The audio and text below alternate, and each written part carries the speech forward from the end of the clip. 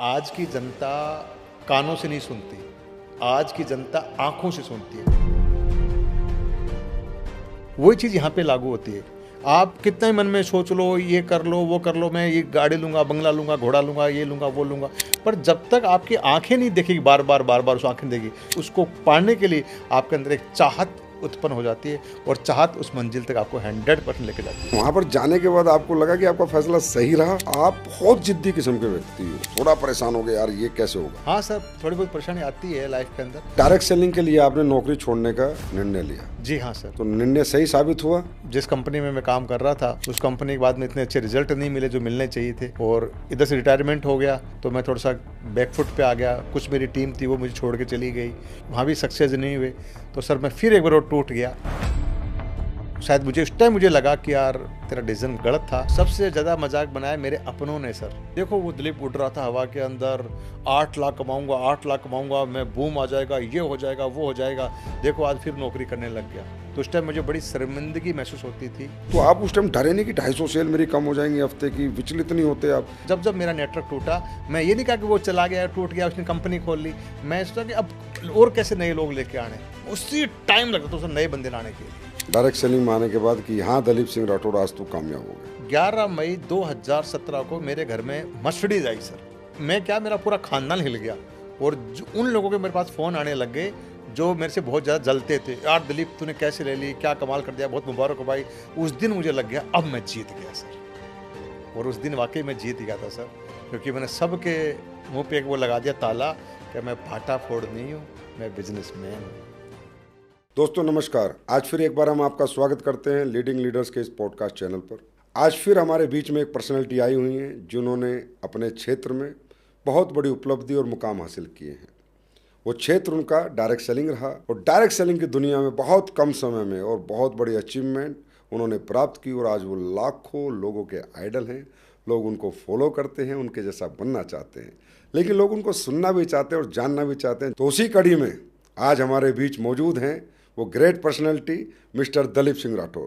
Sir बहुत बहुत स्वागत है आपका लीडिंग लीडर्स के इस पॉडकास्ट चैनल पर। Thank you so much sir, आज मुझे ये मौका दिया है आज इस ब्रॉडकास्ट चैनल पर आने का, और मैं अपना आपको खुश नसीब समझता हूँ कि आज मैं इस करोड़पति चेयर के ऊपर बैठा हुआ हूँ, क्योंकि मैं इस लायक था नहीं जो आपने मुझे इस लायक बनाया आज। Thank you so much sir. Welcome sir. Dalip sir, Hindustan का जहाँ तक मुझे लगता है करोड़ों डायरेक्ट सेलर जो डायरेक्ट सेलिंग करते हैं वो आपको नाम से जानते हैं, आपके काम से जानते हैं, लेकिन वो आपको पर्सनली नहीं जानते कि आप कौन हो, कैसे जर्नी शुरू हुई और यहाँ तक आप कैसे पहुँचे। इस पॉडकास्ट के माध्यम से लाखों लोगों को, करोड़ों लोगों को पता चलेगा हो इज़ दलीप सिंह राठौड़। तो दलीप सर, आप मुख्यतः रहने वाले कहाँ के? सर मैं छोटे से गांव में पैदा हुआ था। मैं राजस्थान के नागौर डिस्ट्रिक्ट डीडवाना तहसील में, गांव मेरा भगतपुरा है, और गांव से भी 2 किलोमीटर दूर जो होता है ढाणी, वहाँ मेरा जन्म हुआ है, वहाँ पैदा हुआ हूँ। तो पैदाइश मेरे बिल्कुल गांव की, देहात की है सर। तो आप कितने भाई बहन हैं? मैं सर 2 भाई हैं और एक मेरी बहन है। तो आपके पिताजी क्या काम करते थे? पिताजी मेरे सर आर्मी में थे, और दादाजी मेरे वो भी आर्मी में थे, तो पारिवारिक आर्मी वाला ही रहा है सर मेरा। तो आपका बैकग्राउंड आर्मी से? जी सर, जी सर, बिल्कुल डेफिनेटली। तो आपकी पढ़ाई कहाँ से हुई और कितने तक पढ़े आप? सर पढ़ाई मेरी एक्चुअली गांव में ही हुई है, क्योंकि मैं गांव में पला बड़ा, तो गांव के माहौल में रहा, तो वहीं पढ़ाई करी मैंने। मेरे गांव में 5वीं क्लास तक स्कूल थी, 5th क्लास तक, तो 5th क्लास तक मैंने गांव में पढ़ाई करी। फिर 5th से लेकर 10th तक मेरे गांव से 6 किलोमीटर दूर था कस्बा, दूसरा बड़ा कस्बा, वहाँ पढ़ाई करी मैंने। तो दलीप सर, पढ़ाई करते करते हर व्यक्ति का सपना होता है मैं ये बनूंगा, तो आप क्या बनना चाहते थे? सर जिस माहौल में मैं पैदा हुआ, उस माहौल के हिसाब से सर मैं एक आर्मी वाला बनना चाहता था। इसके पीछे सर कारण था, क्योंकि मेरे पिताजी जब आर्मी से छुट्टी आते थे तो उनकी गांव में बड़ी आवभगत होती थी, सब लोग उनके लिए पूछने आते थे, मिलने आते थे, रिस्पेक्ट मिलती थी। तो मेरे अंदर ही बचपन में ये जग गया था कि यार एक दिन मैं बड़ा होकर आर्मी वाला बनूंगा। तो फिर आर्मी वाले बने आप? जी सर, डेफिनेटली। और ऊपर वाला का सर संयोग ऐसा रहा कि बोलते हैं जहाँ चाह है वहाँ राह खुल जाती है। और मैं जैसे ही 10th पास करी गांव के माहौल के हिसाब से, और मैं पहली बार आर्मी के लिए ट्राई करी, और पहली बार में सिलेक्ट हो गया सर। सही कहा सर, आर्मी वालों की रिस्पेक्ट लोगों में कुछ अलग ही है। जनता का नज़रिया आर्मी वालों को लेकर बहुत रिस्पेक्टेड है। तो रियली में आप एक रिस्पेक्टेड जॉब पे गए। अच्छा, मैं ये पूछना चाहता हूँ, पढ़ाई में मन लगता था क्या आपका? सर गांव के हिसाब से पढ़ाई मन लगता नहीं था, क्योंकि गांव में पढ़ाई वाला मन था भी नहीं। वो ठीक है, पढ़ने के लिए एक घर वालों ने डाल दिया, गवर्नमेंट स्कूल थी, इतना कोई प्रेशर था नहीं। नॉर्मली पढ़ाई हुई, नॉर्मली करते थे, बाकी खेलने कूदने में। और घर का माहौल थोड़ा खेती बाड़ी वाला था, तो बस खेत में कुएं पे काम करना, छोटा मोटा उसमें ध्यान रहता था सर। आर्मी में जाने के बाद वहाँ पर एक ट्रेनिंग होती है, और ट्रेनिंग कहते हैं दुनिया की सबसे हार्ड ट्रेनिंग होती है। हाँ हाँ। तो वहाँ पर जाने के बाद आपको लगा कि आपका फैसला सही रहा? नहीं नहीं सर, ट्रेनिंग में नहीं लगा। एक्चुअली मैं गया तो मैं जोश के अंदर था, पर जहाँ वो आर्मी वाली ट्रेनिंग हुई तो वहाँ पूरा जोश मेरा बाहर आ गया। क्योंकि मैंने एक चीज़ देखी, आर्मी में जाते ही सबसे पहले गलती एक करता था और सज़ा पूरे ग्रुप को मिलती थी।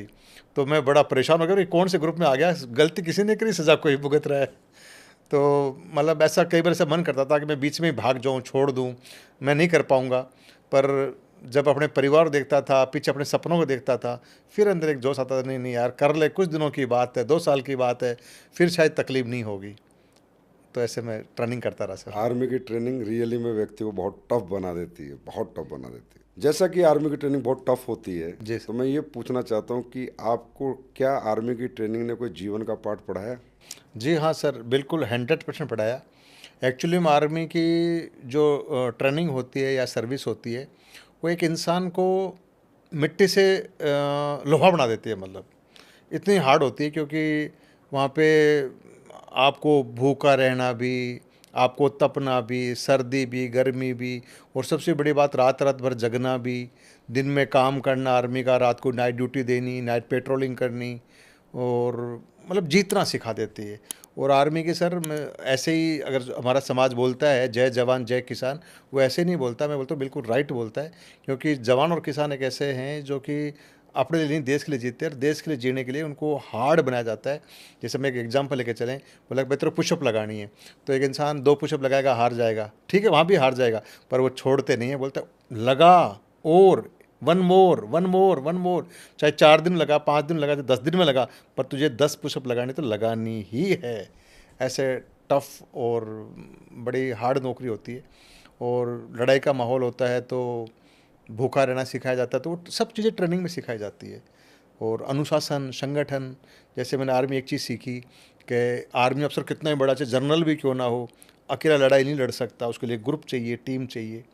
तो वो संगठन की पावर हमने आर्मी से सीखी, और मजबूत तो आर्मी बढ़ाई देती है सर। तभी दिलीप जी आप में बहुत जोश रहता है, बहुत ऊर्जा रहती है, बहुत जोश रहता है। सब आपकी उस ट्रेनिंग, जो आर्मी की आपने ट्रेनिंग ली है और जो आपने अपना समय फौज में निकाला है, तो उसी ने आपको इतना मजबूत किया हुआ है। कहते हैं आर्मी से इंसान मानसिक रूप से और शारीरिक रूप से बहुत मजबूत बन जाता है। उसे टीम स्पिरिट आती है, विनिंग स्पिरिट आती है, सेक्रीफाइस स्पिरिट आती है, क्योंकि वो भूखा रख के भी काम करा लेते हैं, वो एक की गलती पे सबको मारते हैं, हाँ और एक की खूबी पे सबको इनाम देते हैं। तो विनिंग स्पिरिट, वो कहते हैं चाहे पूरी रात खड्डा खोदो, कूदना है, ये खड्डा तुम्हें कूदना है, ये बिल्डिंग तुम्हें बनानी है, ये बंकर तुम्हें आज रात में बनाना है। तो हकीकत बस में करना है तो करना है, बस पीछे नहीं हटना, करना ही पड़ेगा, ना का ऑप्शन ही नहीं है, हाँ तो हाँ ही है उधर बस। वैसे आर्मी की ट्रेनिंग और डायरेक्ट सेलिंग कहीं कहीं ना कहीं काफ़ी समान है, इनमें भी सेम काम होते हैं। हाँ जी, हाँ यहाँ जी भी सर। यस सर करते रहो अपलाइन को तो आगे बढ़ोगे, हाँ हाँ और वहाँ भी यस सर करोगे तो ही आगे बढ़ोगे, और यहाँ भी सेक्रीफाइस करोगे तो आगे बढ़ोगे, वहाँ भी सेक्रीफाइस करोगे तो आगे बढ़ोगे। वहाँ भी टीम स्पिरिट है, जी सर, यहाँ भी बिल्कुल। टीम स्पिरिट है, वहाँ भी विनिंग स्पिरिट है, यहाँ भी विनिंग स्पिरिट है। वहाँ भी सेक्रीफाइस करता है एक फौजी अपने जीवन को, और यहाँ भी लोग पूरे पूरे महीने घर से बाहर रह के सेक्रीफाइस करते हैं। तो मैं तो कहता हूँ डायरेक्ट सेलिंग भी एक आर्मी ही है। जी सर, बिल्कुल 100% सत्य है सर ये बात। क्योंकि यहाँ भी स्टार्टिंग के अंदर बहुत सारी तकलीफें होती है, इंसान मन करता है मैं छोड़ दूँ, मैं ना करूँ, पर वो जो आर्मी की ट्रेनिंग ली हुई होती है, वहाँ पर भी तो दुख झेला हुआ होता है, कुछ कुछ चंद पैसों के लिए। तो फिर यहाँ उसके सपने पूरे होते हैं इस इंडस्ट्री के अंदर, तो फिर उसको वो तकलीफ लगती नहीं, क्योंकि झेल रखी है पहले से ही। इसीलिए आर्मी वाले सबसे ज़्यादा डायरेक्ट सेलिंग में ग्रोथ करते हैं। जी, ये बात सत्य है सर।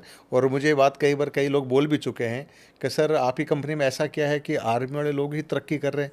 मैं बोला सर तरक्की तो सब करते हैं, बस वो आर्मी वाले जैसी बाकी लोग मेहनत नहीं कर पाते। नहीं, ये किसी ने गलत कहा कि हमारी कंपनी में, किसी भी कंपनी में जहाँ भी आर्मी मैन काम कर रहा है, वो तकरीबन हर कंपनी में आर्मी मैन टॉप पे पहुंचा हुआ है, सबसे ऊंचे मुकाम पे, क्योंकि उनको वो स्पिरिट है उनके अंदर, और वो ट्रेनिंग में उनको दे दी जाती है। जी जी सर। दलीप सर, आर्मी में आपकी पोस्टिंग कहाँ कहाँ रही? सर मेरी सबसे ज़्यादा पोस्टिंग रही जे.एंड.के के अंदर। मतलब 16 साल में नौकरी करी, इसमें 9 साल मेरे जे.एंड.के के रहे हैं। और उसके बाद में मैं राजस्थान में भी रहा हूँ, पंजाब में भी रहा हूँ और महाराष्ट्र में रहा हूँ मैं सर। तो जम्मू कश्मीर में जो भी फौजी एक बार चला जाता है जी। तो वो कुछ ना कुछ एक्सपीरियंस लेके आता है। हाँ हाँ। मैंने भी आर्मी की नौकरी की है, आपको सबको पता है। तो वहाँ के एक्सपीरियंस जो मेरे पास है, वहाँ की जो मेमोरी मेरे पास है, वो अनइमेजिनेबल हैं और मैं उन्हें कभी नहीं भूल पाता। आज मैं किसी भी लेवल पे हूँ, लेकिन आर्मी के वो जे.एंड.के की जो जो मुझे याद रहती है। जी सर। और वहाँ जो घटनाक्रम जीवन के मैंने देखे हैं या जो घटे हैं, वो कभी मेरे माइंड से डिलीट नहीं होते। तो कोई ऐसी मेमोरी आपकी भी जे.एंड.के के अंदर है तो एक आधी बताइए। हाँ जी सर, बहुत सारी मेमोरी हैं वैसे तो। बस ये एक मेरी मेमोरी जो बिल्कुल दिल के टच रही है। मैं जम्मू में ही पोस्टिंग था और प्रॉपर जम्मू मेरी यूनिट थी। और आपने सुना होगा, एक जम्मू के अंदर ही कालूचक के अंदर मिलिटेंट घुस गए थे फैमिली क्वार्टरों के अंदर। और उस टाइम मैं वहीं मौजूद था। अच्छा, जम्मू जब मिलिटेंट का हाँ, उसमें आर्मी क्वार्टर में घुसे तो आप उधर ही थे? मैं वहीं मौजूद था, मैं क्वार्टर में ही था, सबसे बड़ी बात। पर समस्या, मेरे पास हथियार नहीं था उस टाइम, क्योंकि हथियार तो जमा हो जाता है फौज के अंदर। ड्यूटी ड्यूटी खत्म तो हथियार जमा करा के अपने क्वार्टर पे आ जाओ। मैं हथियार जमा करा के क्वार्टर पहुंचा। आके मैंने सुबह सुबह का टाइम था, मैं नाश्ता किया ही था सर। और मतलब फायर होने की आवाज़ आई। तो पहले सोचा कि किसी ने फायर कर दिया होगा, पर जब बाहर देखे तो लोग भाग रहे हैं, फिर मिलिटेंट भाग रहे हैं। तो अब कुछ कर नहीं सकते, हथियार है नहीं है। तो सर मैं अपने पूरे परिवार को एक कमरे में बंद कर दिया और मेन जो था गेट, उसे कुंडी लगा के आगे फिर जितने मेरे पास चेयर वेयर जो पड़ी थी वैसे लगा दी, क्योंकि मैं करता क्या, हथियार थे नहीं हमारे पास में। पर वो 2-3 घंटे थे। पर वो जिस टाइम पे जब वो मिलिटेंट मारे गए, वो 2-3 घंटे मेरे लिए बहुत बड़े मुश्किल वाले टाइम भी था। और वो एक अलग था कि अब पता नहीं क्या से क्या होगा, क्योंकि मैं लड़ सकता था पर हथियार मेरे मेरे जमा हो रखे थे आर्मी के अंदर उस टाइम पे। तो मिलिटेंट मार दिए थे? मिलिटेंट तो मार दिए थे हमारी फौज ने। तो उनको फौज के साथ भी कुछ कैजुअलिटी हुई? फौज में तो हुई थी एक दो। फौज में क्या, हमारे जो फैमिलीज को ज़्यादा मारा उन लोगों ने। हमारी संतावना है उन सभी परिवारों के लिए जो कालूचक में हुआ था।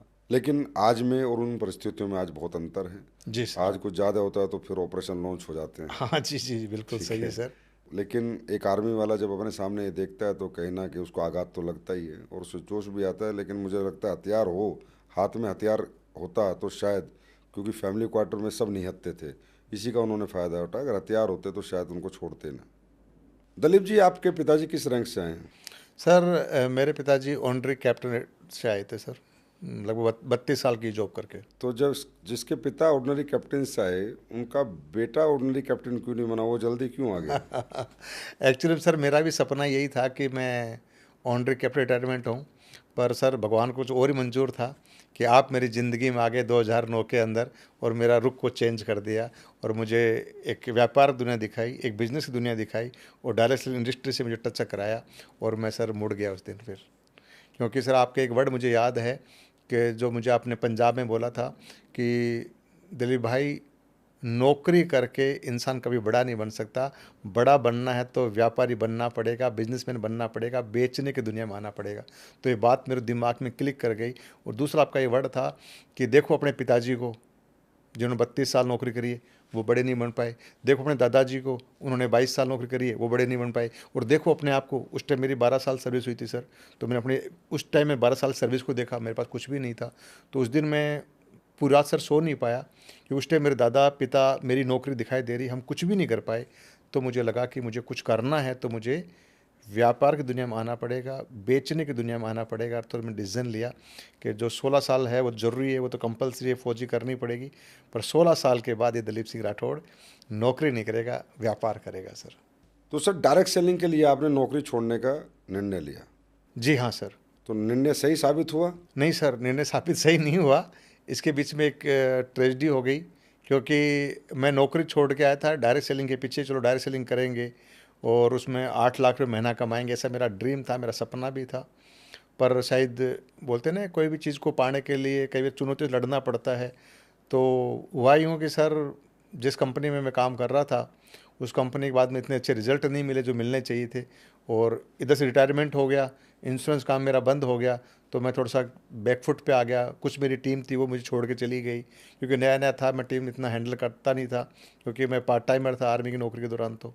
तो मतलब मैं एक तरह से जीरो हो गया सर। तो आया था तो मैं नौकरी छोड़ के चलो फुल टाइम ये काम करेंगे, फिर वो बात बनी नहीं सर और जीरो हो गया। फिर सर आपको पता ही, मैं आपके सानिध्य में था तो आपने फिर मुझे एक सॉफ्टवेयर कंपनी में ज्वाइन कराया। बोला चलो कोई बात नहीं, तो सॉफ्टवेयर बेचते हैं, क्योंकि आने वाला ज़माना सॉफ्टवेयर इंडस्ट्री का रहेगा। हालांकि वो सॉफ्टवेयर बहुत अच्छा था सर, एक समाज के लिए, एक परिवार के लिए, एक ऑफिस स्टाफ के लिए। पर कहीं ना कहीं हम उस फील्ड के खिलाड़ी नहीं थे, तो वहाँ भी 1.5 साल मैंने मेहनत करी, वहाँ भी सक्सेस नहीं हुए। तो सर मैं फिर एक बार वो टूट गया, और शायद मुझे उस टाइम मुझे लगा कि यार तेरा डिसीजन गलत था, तो नौकरी छोड़े गलती कर दी। पर सर क्या करूँ, फिर परिवार था, अब हो गया जो तो हो गया। तो जब आपका मन टूट गया था बिल्कुल और चारों तरफ से आप हताश निराश हो गए थे, फिर आपने क्या किया? सर बोलते हैं ना सर, मरता ना क्या नहीं करता, तो मैं क्या करता सर। अभी हम तो ठहरे फौजी आदमी, इतनी बड़ी एजुकेशन थी नहीं, कोई हुनर था नहीं, कोई टैलेंट था नहीं, एक ही ऑप्शन था कि नौकरी करें। अब गवर्नमेंट जॉब मिली नहीं मेरे को, तो सर मैंने एक प्राइवेट सेक्टर में नौकरी ज्वाइन करी एज एक बिजनेसमैन का बॉडीगार्ड। प्रॉपर्टी वाले के यहाँ पे बॉडीगार्ड की नौकरी मैंने ज्वाइन कर ली, कि चलो उससे एक आधा प्लॉट बेचेंगे, कमीशन आता रहेगा, प्लस कुछ सैलरी, अपना परिवार चलता रहेगा। तो सर मैं तो बॉडीगार्ड की नौकरी करी आपने? बॉडीगार्ड नौकरी में चला गया सर, मजबूरी थी सर, करें क्या। लेकिन हकीकत में जब एक डायरेक्ट सेलर मतलब सोच के आया, सपने लेके आया किसी भी कारण से, और वो नहीं पहुंच पाता अपनी मंजिल तक, तो कहीं ना कहीं मजाक का पात्र भी बन जाता है। हाँ जी सर बिल्कुल, और सबसे ज़्यादा मजाक बनाया मेरे अपनों ने सर। मतलब मेरे अपनों ने इतना कहा कि देखो वो दिलीप उड़ रहा था हवा के अंदर, 8 लाख कमाऊंगा, 8 लाख कमाऊंगा, मैं बूम आ जाएगा, ये हो जाएगा, वो हो जाएगा, देखो आज फिर नौकरी करने लग गया। तो उस टाइम मुझे बड़ी शर्मिंदगी महसूस होती थी। मेरे मैं बता नहीं सकता, मेरे खास रिलेटिव जिनको मैं बहुत इज्जत देता था, मान देता था, सम्मान देता था, मेरे अपने थे। उन्होंने बोला अरे ये राठौड़ों की बस की बात नहीं, राठौड़ का काम होता है भाटा फोड़, मतलब पत्थर फोड़ना, तुम पत्थर फोड़ ही सकते हो, तुम्हारी बस की बात नहीं व्यापार करना। दिल पे बड़ी चोट लगी, पर करें क्या, मजबूर थे। तो अब कुछ कर नहीं सकते थे, हाथ बंधे हुए थे, इतना पैसा था नहीं कि मैं व्यापार करूं नया कोई, तो कोई रास्ता समझ में आ नहीं रहा था। तो बस अपने आप को अंदर अंदर कोस रहा था कि मैं ये सर एक बात है, मैं जब भी भगवान के मंदिर जाता था ना, भगवान से मैंने कभी ये नहीं कहा भगवान मुझे गाड़ी दे, मुझे धन दे, दौलत दे। मैं भगवान से एक ही प्रार्थना करता, भगवान मुझे कोई रास्ता दे जहाँ से मैं बड़ा बनना चाहता हूँ। और शायद ऊपर वाले ने सुन ली, और आपने और ऊपर वाले के आशीर्वाद से मेरी झोली के अंदर एसली पेस कंपनी आ गई। और ये ना इन चीज़ इंसान बोल रहे कि आम इंसान आज एक खास इंसान बन गया सर। जहाँ तक मुझे याद है कि एडोलपेल में आने के बाद भी आप कई महीने तक पार्ट टाइम रहे थे, फुल टाइम यहाँ भी नहीं आए थे। जी सर बिल्कुल, ये करेक्ट है सर। मेरी दो मजबूरियाँ थी सर। एक तो मजबूरी ये थी कि मैं टूटा हुआ था 2-3 जगह से, क्योंकि मैंने इंश्योरेंस बेच लिया, मैंने सॉफ्टवेयर बेच लिया, मैं कुछ कर नहीं पाया। तो मैं सोचा चलो पार्ट टाइम करके देखते हैं। दूसरा सर क्या, कोई साथ देने वाला था नहीं मेरा, तो अंदर से टूट गया और परिवार से भी मैं टूट गया सर। और टीम भी टूट चुकी और होगी। टीम तो बिल्कुल जीरो हो चुकी थी सर, टीम तो कोई था ही नहीं, मैं अकेला ही बचा था बस। सर आप अकेले बचे थे, लेकिन आपने बहुत स्पीड पे ग्रोथ की, हाँ हाँ उसका क्या कारण रहा? सर, मैं भूखा था सक्सेस का, सही पूछो तो। मैं कुछ करना चाहता था और उनको जवाब देना चाहता था जिन्होंने बोला था कि राठौड़ भाटा फोड़। अच्छा। उनको मैं जवाब देना चाहता था कि मैं भाटा फोड़ नहीं, मैं बड़ा बिजनेसमैन हूँ। मुझे मौका नहीं मिला, मुझे मौका मिला तो फिर सर मैं करना चाहता था बस, तो मैं करके दिखा। इसलिए आपकी इतनी स्पीड स्पीड पकड़ दी। अच्छा, आपकी स्पीड से बड़े बड़े नेटवर्क आपने बनाए थे, लेकिन कुछ भगवान परीक्षा आपकी ज़्यादा ही लेता है। बहुत बड़े बड़े नेटवर्क आपके बन के बिगड़ गए।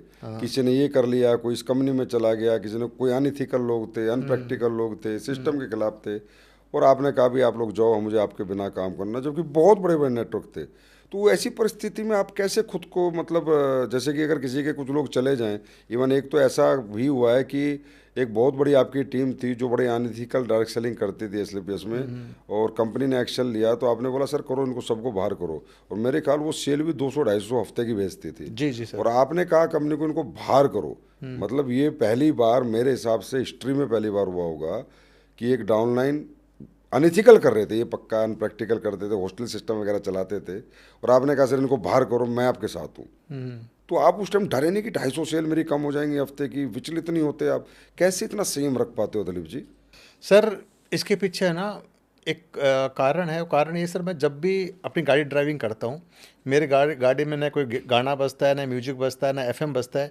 मेरे गाड़ी के अंदर कोई ना कोई बड़े मोटल स्पीकर की कोई ट्रेनिंग ट्रेनर की या आपकी या किसी बड़े और कोई जो सेशन लेते हैं डायरेक्ट सेलिंग की, उनकी सीडी चलती है या उनके उनके चलते हैं, यूट्यूब के ऊपर चैनल चलते हैं। तो एक बार सर मैं लखनऊ से बाई रोड आ रहा था जयपुर तक, तो मैंने संतोष नायर है उनकी मैंने सीडी लगा ली अपनी गाड़ी के अंदर। तो उनकी एक ट्रेनिंग है आग ही आग, तो वो 4 घंटे ट्रेनिंग सर, मुझे मालूम नहीं चला कि 4 घंटे में विदाउट ब्रेक करके चलाता रहा गाड़ी को। पर उस ट्रेनिंग मुझे उसमें एक पार्ट मुझे मिला कि अगर नेटवर्क टूट जाता है तो लोग रोने लग जाते हैं, पर जो सच्चे जो डायरेक्ट सेलर हैं, मतलब जो कुछ करना चाहते हैं, जिन सपने होते हैं, वो रोते नहीं, वो उसी टाइम नए नेटवर्क की तलाश में लग जाते हैं सर। तो ये बात मेरे दिमाग में क्लिक हो रखी थी कि जब भी टीम टूटती है तो रो मत कि मेरी टीम टूट गई, ये चला गया, वो चला गया। आप नए की तलाश में उसी टाइम लग जाओ।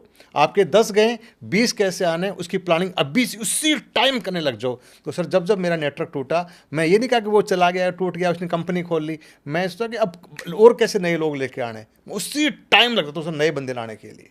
उस टाइम मेरी स्पीड और बढ़ जाती है नए बंदे लाने के लिए। अब मुझे और नए बंदे लेके आने, नए बंदे लेके आने, बस मतलब उनको जवाब देना है। उनको जवाब देना कि भाई मैं पीछे नहीं हटा आज तक कदम, और आज तक नहीं हटा सर।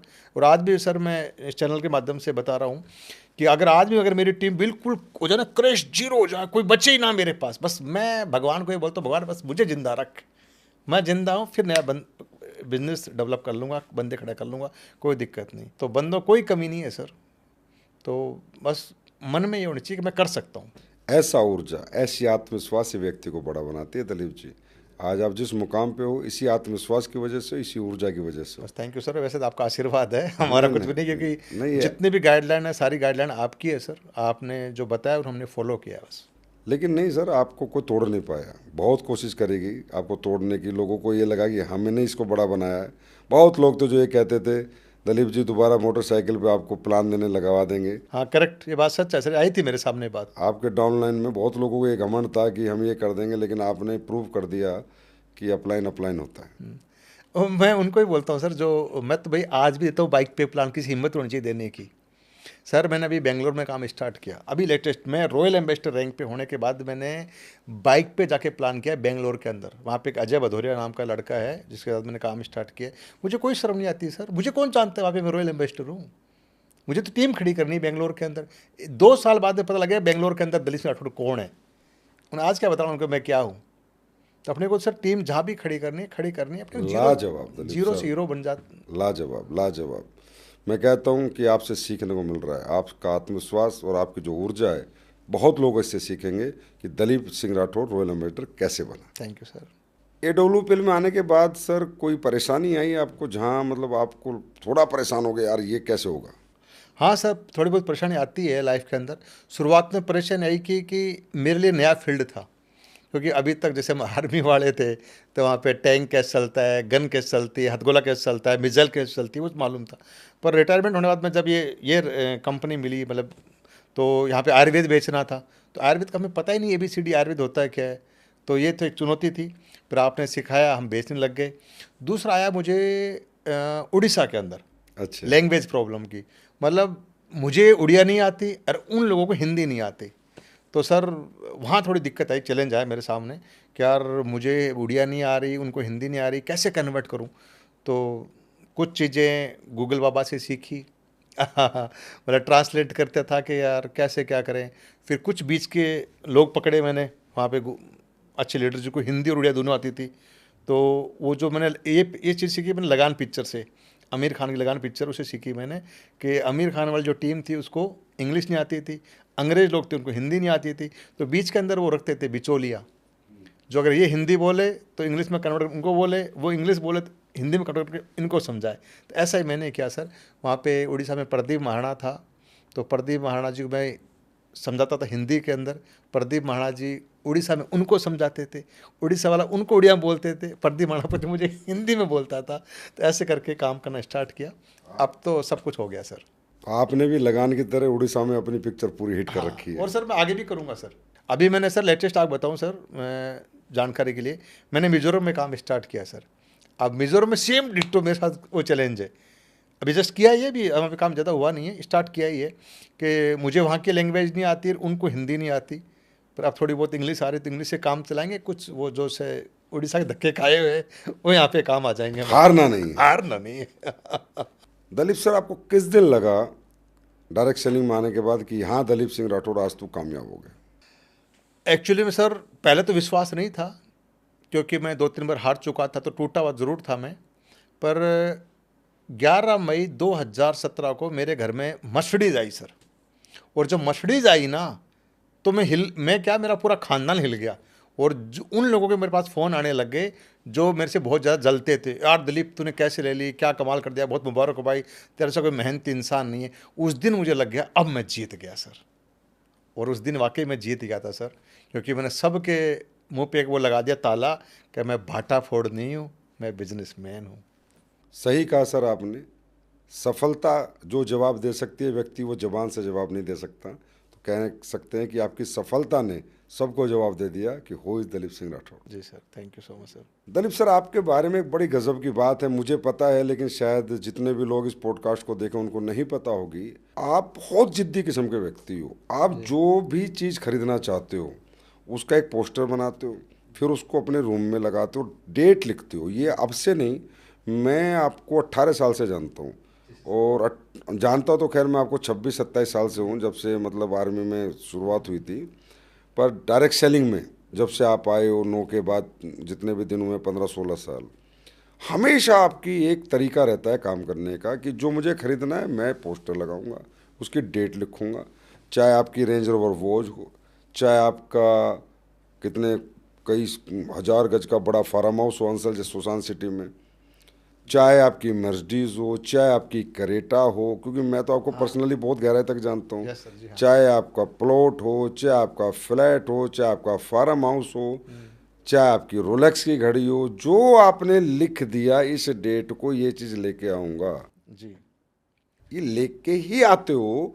क्या मिलता है वो पोस्टर लगा के रोज? सर, एक्चुअली मैं ये आपका सिखाया हुआ है। एक ट्रेनिंग थी एसओएस के अंदर जिसमें गोल का सब्जेक्ट था, और उस गोल के सब्जेक्ट में आपने बताया था कि जो चीज़ आपको चाहिए उसको पेपर पे उतारो, और पेपर उतारने के बाद में उसको मंदिर में लगाओ, उसको बेडरूम में लगाओ, उसके व्हाट्सएप पे डीपी पे लगाओ, उसको स्क्रीन पे लगाओ, जहाँ जहाँ लगा सकते हो लगाओ। क्यों? क्योंकि जितनी बार वो चीज़ आप देखोगे तो आपके माइंड को वो पॉजिटिव सिग्नल जाएगा, उसको पाने की चाहत मन में जगेगी, तो वो जो चाहत आपको ऊर्जा देगी, और ऊर्जा आपको काम के लिए प्रेरित करेगी, और एक दिन भगवान भी आपको वो चीज़ वो आपके कदम में ला के डाल देगा। ऐसा ये बात मेरे दिमाग में क्लिक कर गई, और मैं, सच बात है, ये ऊपर वाला भगवान मेरा साक्षी है, जो चीज़ का मैंने पोस्टर बनाया है वो भगवान ने मुझे दी है, आपके आशीर्वाद ने मुझे दी है। और सच यही है कि मेरे घर में जब वो चीज़ फ़ोटो लगती है मेरे गोल की, उस टाइम कोई फ़ोटो नहीं लगती, ना कोई भगवान की लगती है, ना वाइफ की, ना बच्चों की, ना और किसी की नहीं, सिर्फ एक ही फ़ोटो लगती है, ओनली फॉर गोल गोल गोल। और जब तक लगी रहती है, जब तक वो गोल मेरे पास में ना आ जाए साक्षात बन के। तो ये पावर मुझे आपके शब्दों की मिली हुई है सर, कि गोल को पहले फ्रेम में लगाओ, उसको रात दिन देखो, एक दिन आपके कदमों में होगा। और वही काम कर गया सर यहाँ पे। लक्ष्य रोज दिखता है, रोज दिखता है तो भेदने का मन करता है, और लक्ष्य आंखों से ओझल हो जाए तो फिर भेदने भूल जाता है इंसान सर, भूल जाता है भूल इंसान। जाता है। और फिर लोग भी सर ताने मारते हैं ना, लोग बोलते हैं देखते हैं कैसा लेगा, कैसे इतना ऐसा कैसे हो सकता है, ले लेगा। पर उनको दिखता है, तुम्हें जवाब दूंगा, देखो ये। अच्छा, मतलब जैसे कई बार लोग कमिटमेंट कर देते हैं स्टेज हाँ से हाँ हाँ, कि मैं ये लूंगा, और फिर वो भूल जाते हैं, तो भूल जाते जनता हैं। तो याद रखती है जो बोला है। हाँ जी सर। तो आप ये कह रहे हो कि मतलब वो जनता याद रखती है, बोलने वाला भूल जाता है। अगर अगर चिपका ले, पोस्टर लगा ले, तो उसको भी सेम रोज याद रहेगा। देखोगे ना आप, सुबह उठोगे तो सर मैं ऐसे ही करता था। मैं रात को सोता था अपने गोल के ऐसे हाथ जोड़ सोता था, बेडरूम में अगर मेरे लगी है, अगर मैं ट्रेनिंग में हूँ कहीं बाहर हूँ तो मेरे डीपी लगी है।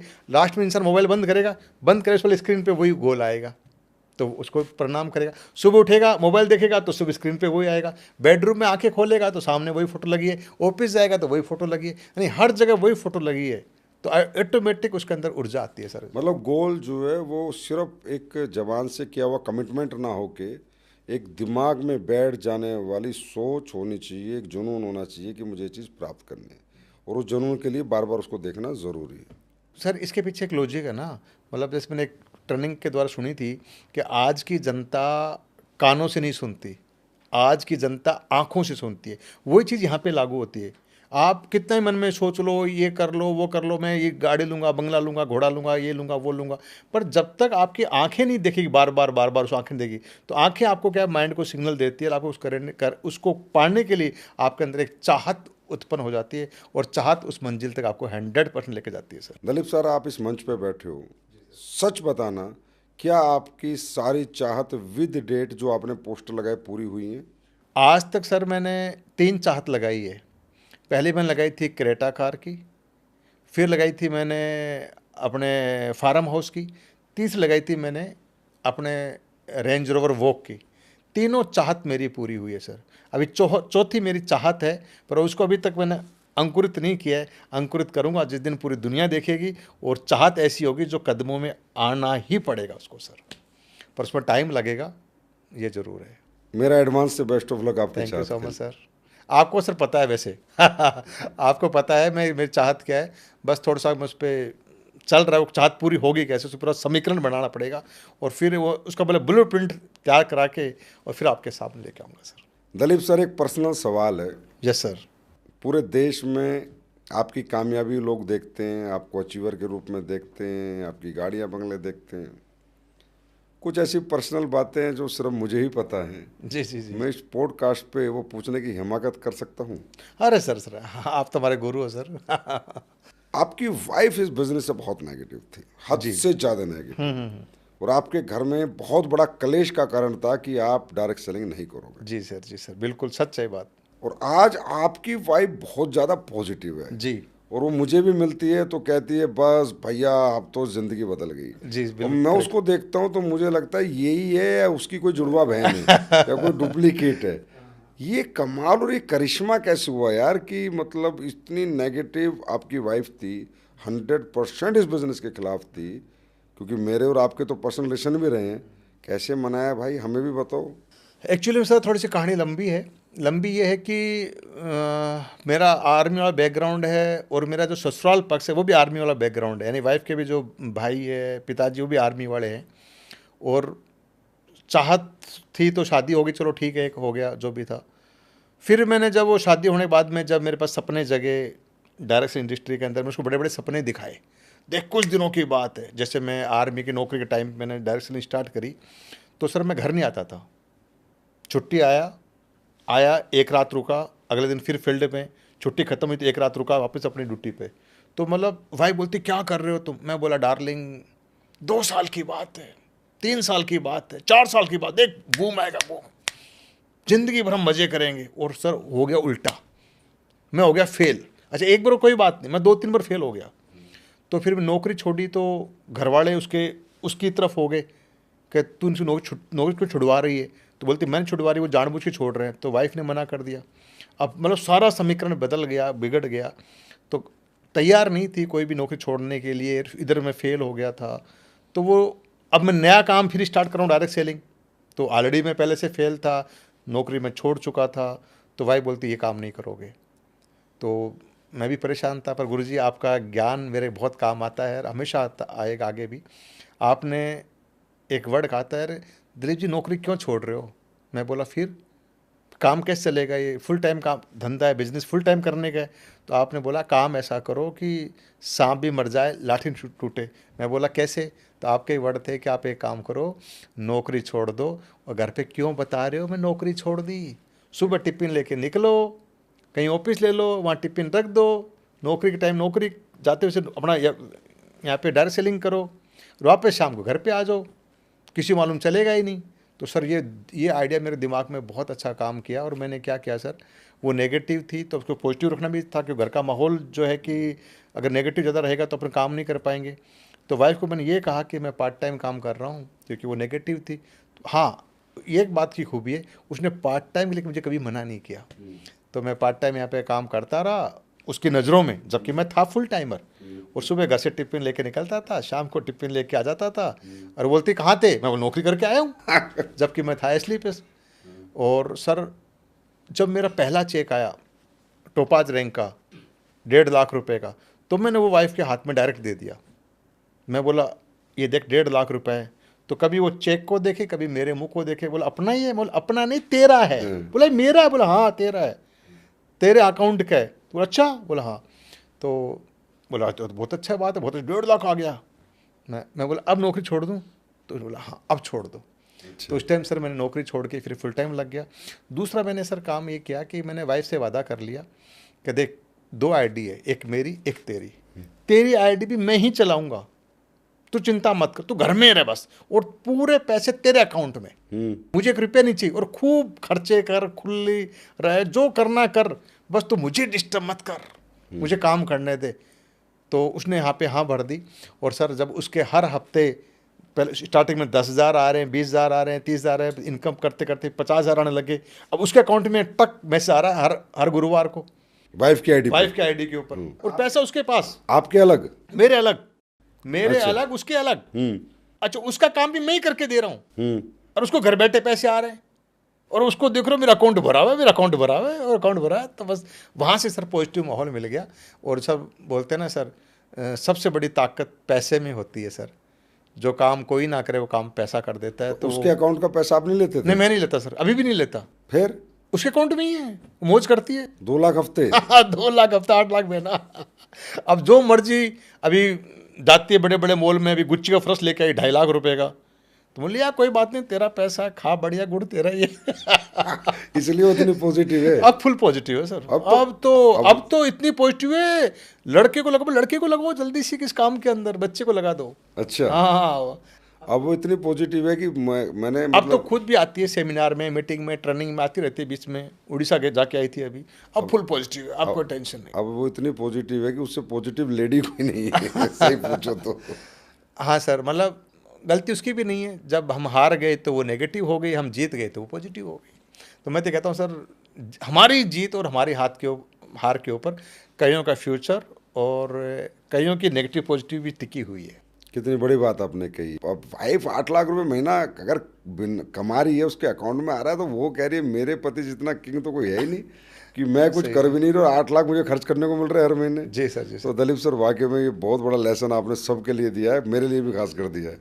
दलीप सर, जैसा कि आपके बारे में बहुत कम लोग जानते हैं कि आप बहुत खुले दिल के व्यक्ति हो। जैसे भी आपने बताया कि मैंने एक आईडी 8 लाख रुपए महीने की वाइफ को दे दी कि जा तो खुश रहे, मौज कर, जो खरीदना खरीद। Yes sir. इसी तरह आप कहीं भी कितना ही खर्चा कर लेते हो, कहीं भी कुछ खरीदना हो आप 1 मिनट नहीं सोचते। हाँ जी सर। मतलब मैं कह सकता हूँ कि हद से ज़्यादा खर्चीले व्यक्ति हो। जी सर। जूते दिल करा तो 2 लाख के, बेल्ट दिल करा तो 3 लाख की, कुछ भी आपका दिल करा आपने लेना ही लेना है। अभी सूट पहन रखा है आपने, मैं देख रहा हूँ इस पर लिखा है Dalip Singh AWPL। Yes sir. तो ये भी बहुत कॉस्टली होगा जब ये सूट ही आपके लिए बना है दलीप सिंह AWPL। तो इतना खुला दिल कहाँ से लाते हो? एक्चुअली सर, ये ऐसे तो आपके ही विचार है, पर मेरे क्या है कि रग रग में AWPL आ गई, तो मैंने सूट पे उकेड़ दिया इसको। और ये सर 2.25 लाख रुपए का सूट पड़ा है, नाम लिखा के, मतलब सिलाई 2.25 लाख रुपए का। तो सर मेरी चाहत होती है, मतलब ये, क्योंकि सर मैंने भी ये चीज़ें मतलब किसी ट्रेनर सीखा था। एक बार की बात सर, एक मैं CD सुन रहा था किसी ट्रेनर की, उसने एक बहुत प्यारी बात बताई, मेरे दिमाग में क्लिक कर गई कि इंसान जो बड़ा बनता है ना, व्यापारी बनता है, वो कभी बैंक को पैसा देके बड़ा नहीं बनता। बैंक को पैसा देके बड़ा नहीं बनता, इंसान बड़ा बनता है बैंक से पैसा लेके। यानी आप FD कराओ, सेविंग अकाउंट में जमा कराओ, कभी बड़े नहीं बन पाओगे। आपने बैंक से पैसा लिया है कोई व्यापार करने के लिए, कर्जा लिया है, तो उसको आप सही जगह लगा के वहाँ से बड़े बन सकते हो। तो ये बात मेरे दिमाग में क्लिक हो गई सर, कि हम बैंक से पैसा जमा करा के नहीं, पैसा लेके बड़े बन सकते हैं। तो सर हमारी इस इंडस्ट्री के अंदर ये हम ही खुद बैंक है, हम ही लेने वाले, हम ही देने वाले। तो ये हमारे पास कोई बैंक, कोई शोरूम तो है नहीं है, कोई गोदाम है नहीं, कोई फैक्ट्री है नहीं है। तो इस शरीर के ऊपर, इस बॉडी के ऊपर जितना इन्वेस्टमेंट करोगे आप, तो उतने ही आपको लोग देखेंगे, जानेंगे, ऐसा बनना चाहेंगे। तो एक अंदर एक जिज्ञासा जग जाती है कुछ कर गुजरने की। तो सर मैं कभी सोचता नहीं क्या लगे, क्या यार, फिर सर है क्या, हमने जो लिया था यहीं से दिया, इसी इंडस्ट्री की देन है। और ज़िंदगी भगवान ने एक बार दी है सर, अगर अभी सपने पूरे नहीं करें फिर करेंगे कब? और वैसे भी उल्टी गिनती शुरू हो चुकी है। वैसे जीना सीखो तो दलीप सर आपसे जीना सीखना चाहिए। आप वो बहुत सारे लीडर हैं हमारे, वो महिपाल सर भी खूब खर्चा करते हैं, सारे लीडर करते हैं, मैं तो कहता हूँ जितने भी ऊपर के हैं। पर आप कुछ ज़्यादा ही वो हो कि बस अभी एक दिन की बात है, मुझे याद है कि आपने मेरे से पूछा सर आपने कौन से जूते पहने हैं, अभी हम फुकेट जा रहे थे। Yes sir, yes sir. तो ये आपने दिल्ली एयरपोर्ट पे मेरे से पूछा। तो मैंने कहा यार ये जूते तो डियोर के जूते हैं। हाँ। अब डियोर का शोरूम जो है इंडिया में तो है ही नहीं। जी सर, नहीं है। तो ये तो लंदन से मंगाए थे मैंने। अब आप फुकेट में अगले दिन मुझे क्राउन डायमंड मीटिंग में मिलते हो और आप वही जूते पहने हुए मिलते हो। डियोर के। और मैं शॉक्ड हो जाता हूँ कि यार ये बंदा रातों रात लंदन कैसे पहुंच गया और ये लंदन से जूते कैसे मंगा लिए। तो मुझे पता चलता है कि दलीप सिंह राठौर फुकेट उतरते हैं और सीधा डियोर के शोरूम जाते हैं और डियोर के वही जूते लेके आते हैं और अगले दिन क्राउन डायमंड की मीटिंग में पहन के आते हैं। सर एक्चुअली मुझे ना आपकी कॉपी करने में बड़ा मज़ा आता है सर क्योंकि मुझे पता है आपके पास जो चीज़ होगी ना वो यूनिक होगी, ऐसी किसी के पास होगी ही नहीं। आपने फार्म हाउस बनाया तो गुरुजी आपके आशीर्वाद से मैंने फार्म हाउस बना लिया आपने फ्लैट लिया तो मैंने फ्लैट ले लिया, आपने एसयूवी गाड़ी ली तो मैंने एसयूवी गाड़ी ले ली, लग्जरी कार। तो मुझे आपकी कॉपी, आपने रोलेक्स तो मेरे पास भी रोलेक्स, मतलब आपके एलवी के जूते मेरे भी एलवी के जूते, मुझे मतलब मुझे तो संजीव सर के पास जो चीज़ है ना वो कुछ यूनिक है भाई, ऐसी चीज़ मिल नहीं सकती। तो मैं डर तो लगता है कई बार कॉपी कर रहा मरेगा तो कमाल का दिल रखते हो आप, बहुत खुले दिल के व्यक्ति, और खुले दिल के व्यक्ति ही इस दुनिया में कामयाबी प्राप्त करते हैं। क्योंकि जो खर्च करेगा वही तो कमाएगा, जो बचाएगा वो क्यों कमाएगा। जो खर्च कर रहा है, जो अकाउंट हर महीने खाली कर रहा है वो हर महीने भरेगा, और जिसका अकाउंट भरा हुआ है वो खाली नहीं कर रहा तो वो क्यों हर अगले महीने भरेगा।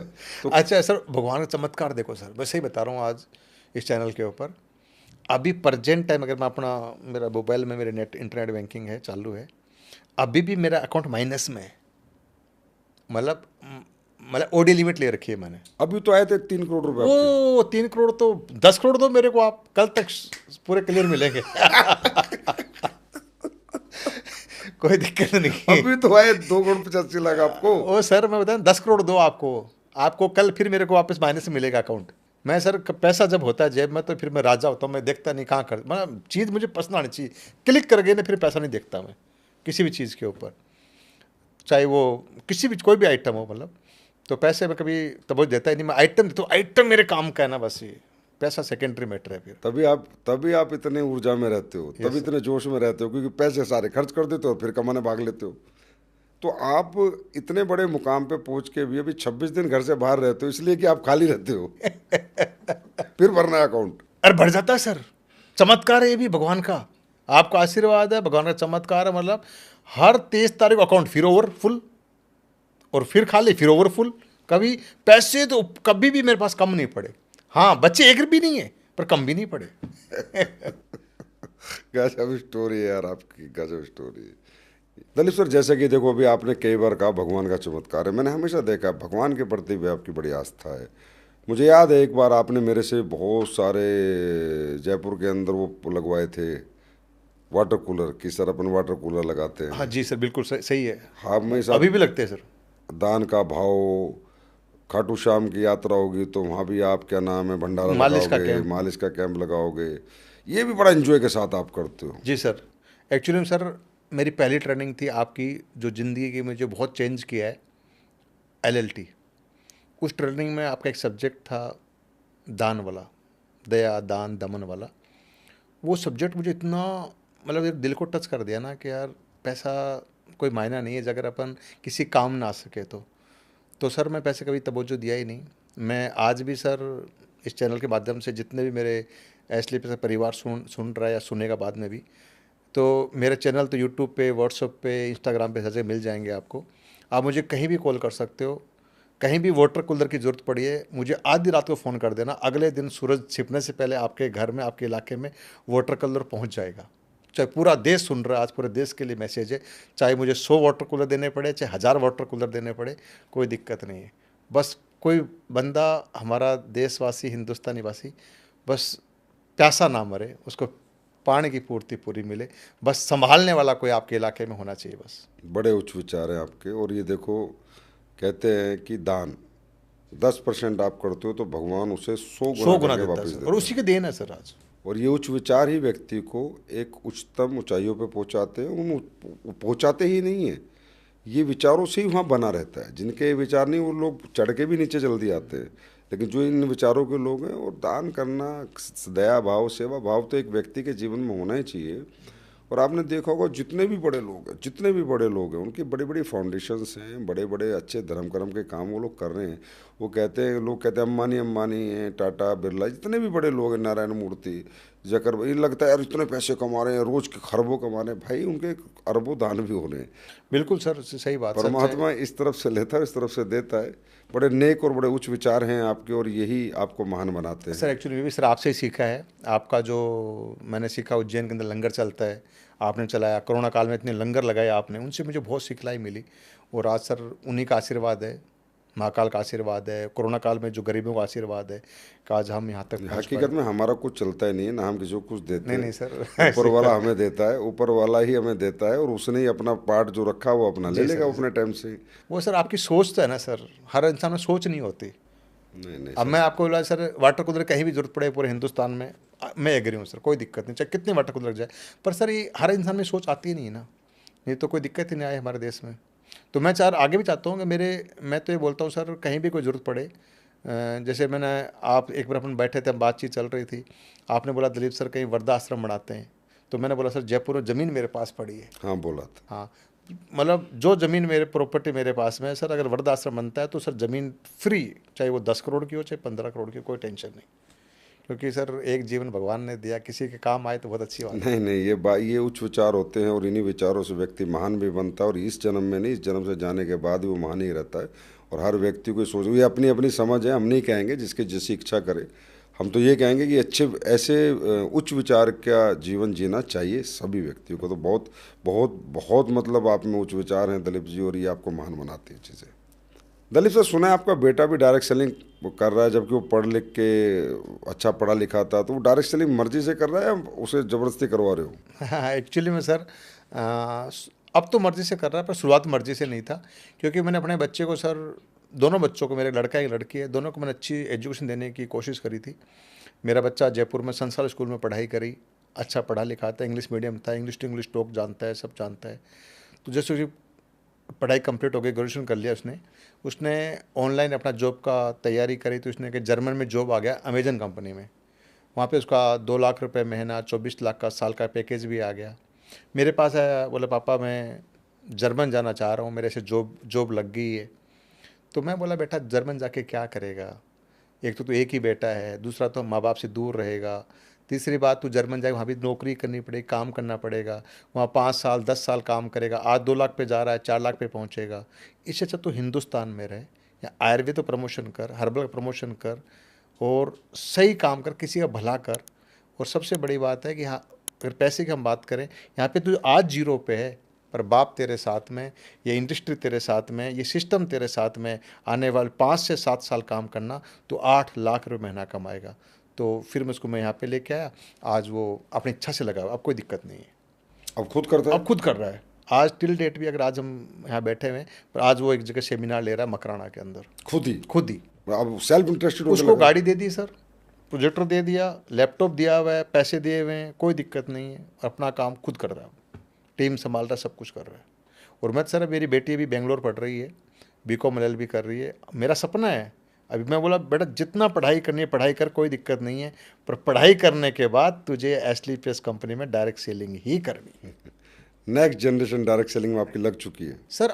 सर एक मैं बताता हूँ सर, मतलब इतना पैसा कौन देगा, इतनी इज्जत मान सम्मान, एक पहचान, पूरे हिंदुस्तान में आपका नाम, कोई भी इंडस्ट्री नहीं दे सकती है आप, मतलब आम इंसान को, अपना आम इंसान है, लगाने के लिए कुछ है नहीं है, इतना बड़ा कोई हुनर हमारे पास में है नहीं है, पर ये इंडस्ट्री जहाँ से हमें इज्जत मान सम्मान, पूरे हिंदुस्तान में पहचान, और ऊपर से पैसा मिलता है, तो इससे बड़ा और क्या काम चाहिए। जब मैं अपनी बेटी को LLB कराऊँ, लॉयर बनाऊँ, तो वहाँ भी तो लॉयर की पढ़ाई करने के बाद में लॉयर का काम करना ही पड़ेगा, केस लड़ने ही पड़ेंगे, जिक पिक पिक करनी ही पड़ेगी, सारा काम तो करना ही पड़ेगा ना। ना इज्जत है, ना मान है, सम्मान है, हिंदुस्तान में कोई पहचान है, यहाँ पे हिंदुस्तान में पहचान बनेगी, मान बनेगा, सम्मान, और अपना खुद का एम्पायर बनेगा सर। हाँ, पर बच्चों को मर्जी से करने दो, बच्चे खुशी से करें तो अच्छा लगता है। नहीं, वो आपकी बात सही है सर, पर बच्चे तभी क्या है, मतलब कच्ची मिट्टी है। मैं उनको बोला पढ़ाई करो, कोई दिक्कत नहीं है, पर जब करना हो तो एक बार इसको जरूर देखना चाहिए। हाँ, एक बार उनको मौका देना चाहिए। आज बेटे को शुरुआत में, बेटा था, अब इतनी समझ नहीं थी, पर हमने समझाया तो आज समझ में आ गया, अब वो छोड़ना नहीं चाहता।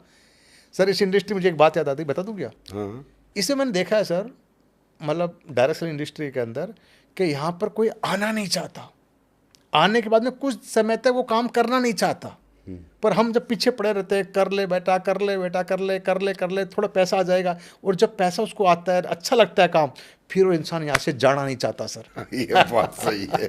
डायरेक्ट सेलिंग की दुनिया का आदमी बाहर नहीं जाता। हाँ, बाहर डायरेक्ट नहीं जाता। सेलिंग में रहता। हाँ, जब उसको हकीकत मालूम चल जाती है, हकीकत क्या है सर, बिना पैसे के साम्राज्य बनाना कहाँ मिलता है सर? यहाँ मिलता है, बिना पैसे के। यही समझ आपको मजबूत बनाती है, और इसी समझ की वजह से आज आपने इतना बड़ा नेटवर्क बनाया, क्योंकि इस लेवल पे आप नेटवर्क मार्केटिंग के प्रति इतने प्रेरित हो, इतने समर्पित हो, और ये समर्पण, ये आपका जो ये बातें मैं सुन रहा हूँ, समर्पण दिखा रहा है कि आप इसे किस इंडस्ट्री को कितना प्यार करते हो। जी सर। इसी समर्पण ने आज आपको इतनी ऊंचाइयों पे पहुंचाया है, जो आप रॉयल एम्बेसडर जैसे प्रेस्टिजियस रैंक के ऊपर हो। Thank you so much sir, आपका आशीर्वाद है। दलीप सर, आप कुछ ना कुछ अनोखा करते रहते हो, कुछ ना कुछ ऐसा जो कोई नहीं करता।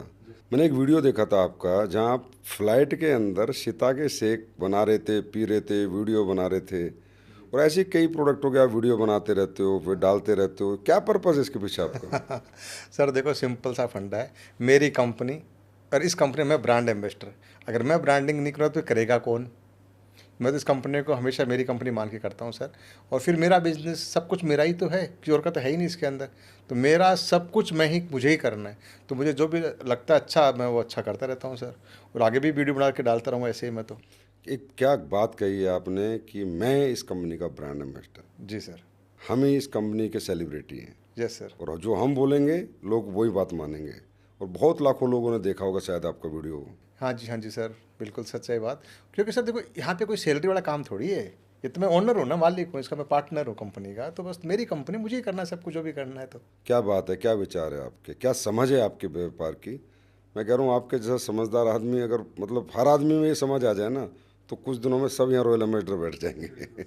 दलीप सर, पिछले कुछ दिनों से फॉरेन का बड़ा लगाव हो रखा है आपको, हर ओकेशन देख रहा हूँ फॉरेन में सेलिब्रेट कर रहे हो, बहुत फॉरेन घूम रहे हो। हाँ, एक्चुअली सर फॉरेन घुमाना तो आपने सिखाया नहीं, हमारी क्या औकात थी, पर सर मैं हर चीज़ में कुछ सिखला ही लेता हूँ।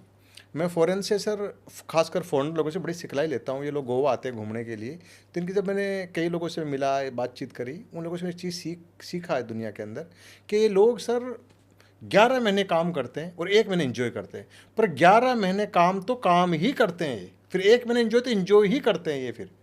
तो सर ये चीज़ मैंने देखी कि यार, जब अगर हम भी अगर अपन काम करते हैं तो अपना, मैं अगर देसी भाषा में बताऊँ, फौजी भाषा में, काम करो गधे की तरह, पर जीने की बारी आए तो जियो राजा की तरह। वाह, ये चीज़ आप सीखते हो, इसलिए Yes, आप, sir. हम आजकल देख रहा हूँ मैं हर ओकेजन पे फॉरेन हाँ सर, काम गधे की तरह, जिएंगे राजा की तरह। अरे वाह, बहुत बढ़िया। दलीप सर, इतनी बड़ी अचीवमेंट आपने प्राप्त की, इतना पैसा भी कमाया, रॉयल एम्बेसडर जैसा प्रेस्टिजियस रैंक भी लिया, दूसरी आईडी भी आपकी फुल्ली कैपिंग पे रहती है लगातार, इतना पैसा आ गया, घर हो गया, गाड़ी है, गाड़ी भी बहुत बड़ी गाड़ी है, घर भी बहुत बड़ा घर है आपका, फिर भी अभी 25-26 दिन बाजार में क्यों रहते हो आप?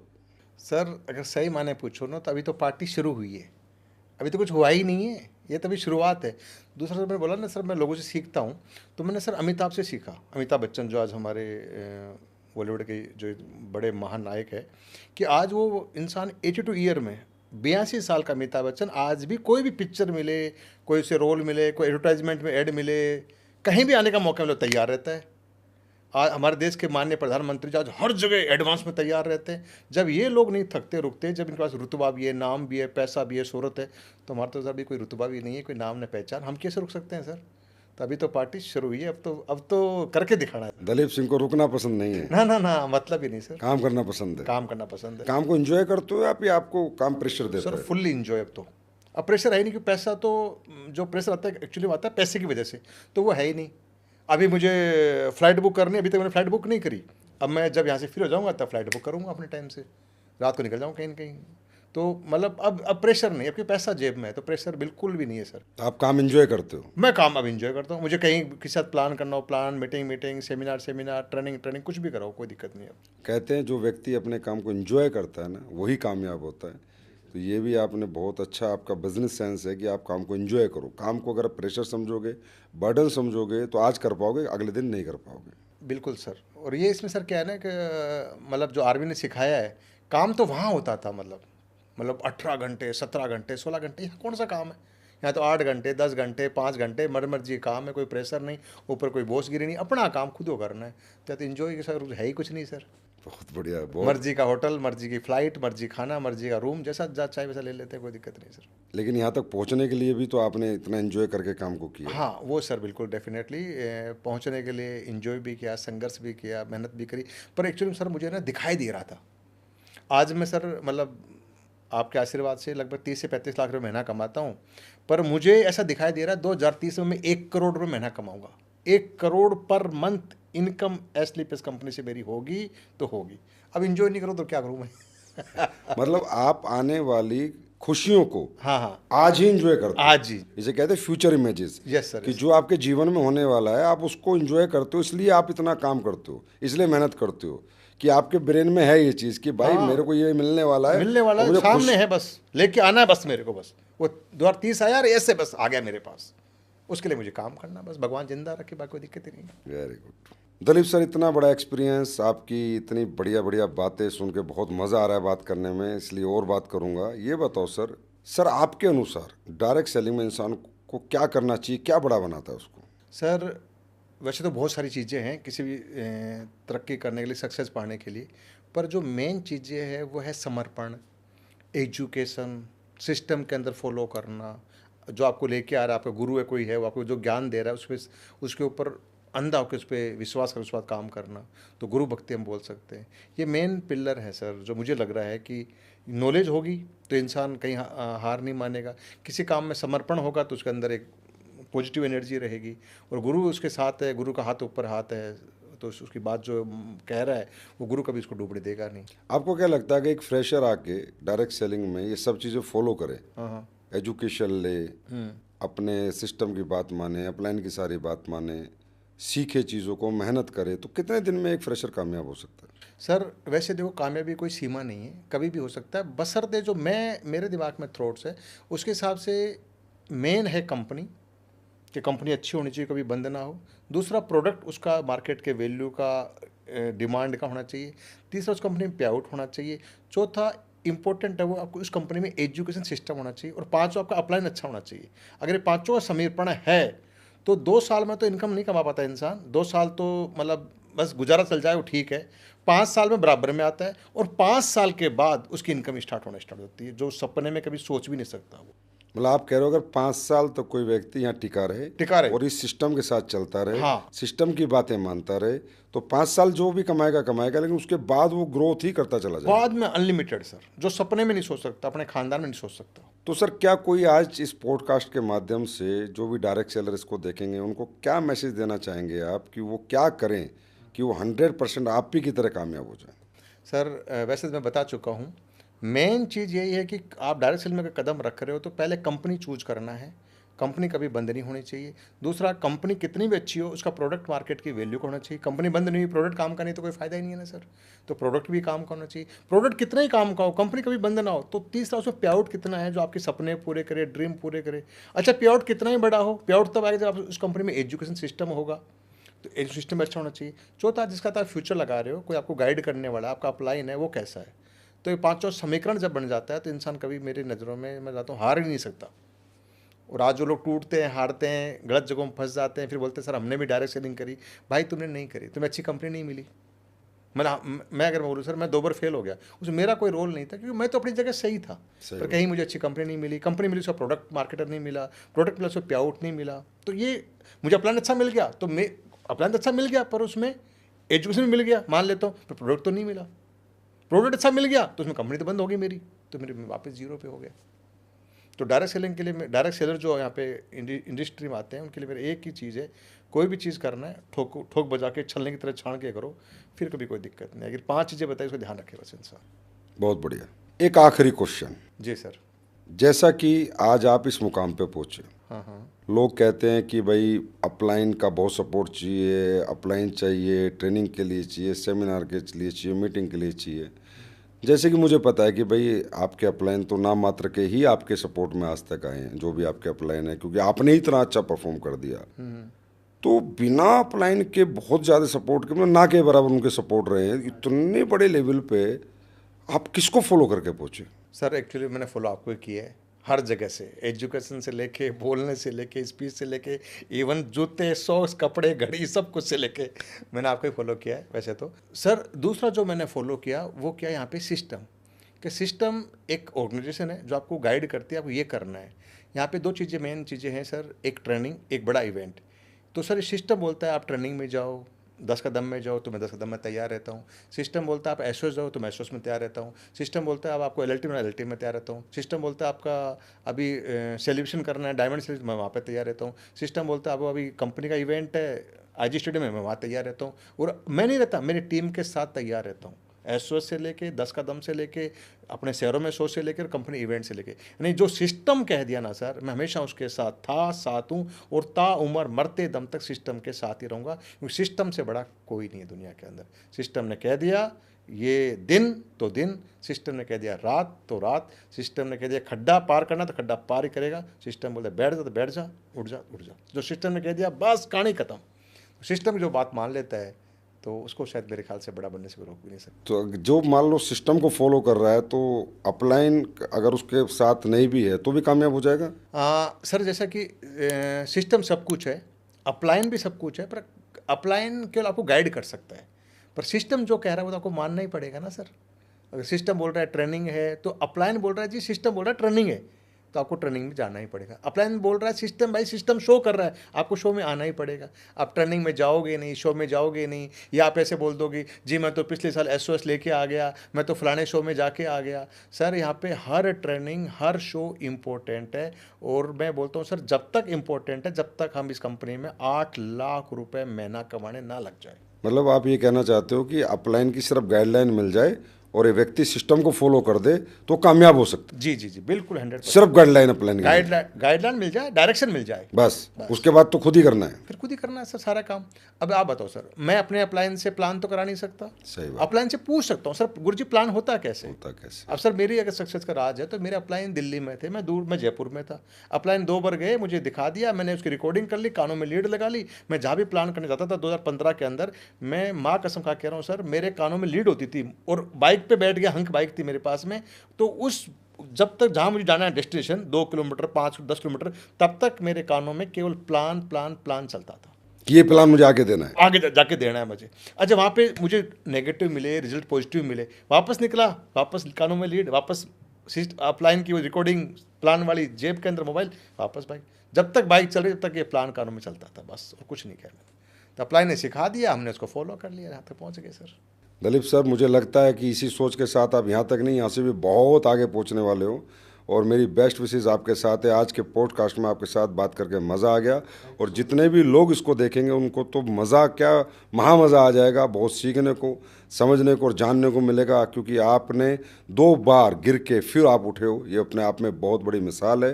लेकिन मैं जाते जाते एक रैपिड फायर राउंड आपसे ज़रूर करना चाहूँगा, कुछ आपकी पर्सनल चीज़ों पर फोकस करना चाहूँगा। तो मैं सबसे पहले ये पूछना चाहूँगा कि आपको सबसे अच्छी फिल्म कौन सी लगी आज तक? फिल्म लगी सर शोले। शोले, हाँ, और जो उसमें अमिताभ और उसका धर्मेंद्र जो रोल था बड़ा गजब का था, और मैं बार बार जब भी मुझे मौका मिलता है पक्का दोबारा देखता हूँ सर। आपका फेवरेट खाना क्या है? वैसे सर बहुत सारे खाने फेवरेट हैं, एक पर एक की मैं बोलूँ तो मैं हूँ राजस्थान का चूरमा, और मेरा फेवरेट खाना है दाल बाटी चूरमा। दाल बाटी चूरमा। चलो कभी हमें भी खिलाइएगा, Yes, मौका sir, मिले पक्का। तो। फेवरेट एक्टर कौन है आपका? Amitabh Bachchan. Favourite actress? Actress मैंने ऐसा इतना से ध्यान दिया नहीं कभी। अच्छा, कोई नहीं है? नहीं ऐसा कुछ। फेवरेट सिंगर कौन है आपका? अनु मलिक। अनु मलिक। हाँ। आपका फेवरेट गेम क्या है? सर एक्चुअली गेम में खेलता तो नहीं हूँ, पर मैं देखता हूँ क्रिकेट 2020, बाकी मैं मैच में इतना इंटरेस्ट नहीं रखता। अच्छा, आपका फेवरेट डेस्टिनेशन डोमेस्टिक में घूमने का? सर हिंदुस्तान के साथ देखा जाए तो गोवा अच्छा लगता है मेरे को, क्योंकि वहाँ पे नेचर भी है, और सी यानी समुद्र भी है, इंजॉयमेंट भी है। और इंटरनेशनल? सर सबसे अच्छा लगा मुझे, वैसे कई विदेशों में गया हूँ मैं, पर सबसे अच्छा लगा मुझे दुबई। दुबई आपका हाँ, फेवरेट? क्योंकि वहाँ पे मैं वो चीज़ इसलिए है सर कि वो जीरो से हीरो बना है दुबई, और हमारी आंखों के सामने बना है 20-25 साल के अंदर। तो मुझे लगता है कि एक इंसान, जब एक देश जीरो से हीरो बन सकता है तो इंसान भी जीरो से हीरो बन सकता है। क्या बात बोली आपने, क्या बात। तो दलीप सर, आपकी पसंद भी हमने पूछी और आपकी जर्नी भी हमने पूछी, बहुत मज़ा आया आज आपके साथ बात करके, और आज आप इस पॉडकास्ट पे आए और आपने इतनी सारी बातें बताई, इसके लिए आपका बहुत बहुत धन्यवाद। Thank you sir, thank you so much sir. तो दोस्तों, ये थे दलीप सिंह राठौर जी, जो आर्मी बैकग्राउंड से हैं और आर्मी में रहते रहते उन्होंने डायरेक्ट सेलिंग शुरू की। उसके बाद उसके लिए नौकरी भी छोड़ी और आने के बाद भी कहीं ना कहीं इन्हें 2 फेलियर मिले। उसके बाद इन्होंने नौकरी करी और फिर एक बार डायरेक्ट सेलिंग करके एक परचम लहराया, अपने आप को इतने बड़े ऊंचे पद पर, इतनी ऊंचाइयों पर, एक मुकाम पे पहुंचाया। कहीं ना कहीं लाखों डायरेक्ट सेलर्स के आज ये आइडल हैं, लाखों डायरेक्ट सेलर इन्हें फॉलो करते हैं। तो दोस्तों, ये पॉडकास्ट सुन के आपको बहुत मज़ा आने वाला है और आपको बहुत सीखने को मिलेगा। और मैं कहता हूँ, दलीप सिंह राठौर जी की जो बातें उनको ज़रूर फॉलो करना, तो आप भी एक दिन बहुत बड़े मुकाम पर होंगे। तो बहुत मज़ा आया आज इनसे बात करके। तो फिर मिलते हैं अगले एपिसोड में, फिर एक ग्रेट पर्सनालिटी के साथ, जिन्होंने एक आम आदमी से खास आदमी का सफ़र तय किया है और अपने क्षेत्र में एक ऊंचाई और मुकाम हासिल किया है। बहुत बहुत धन्यवाद। Thank you so much.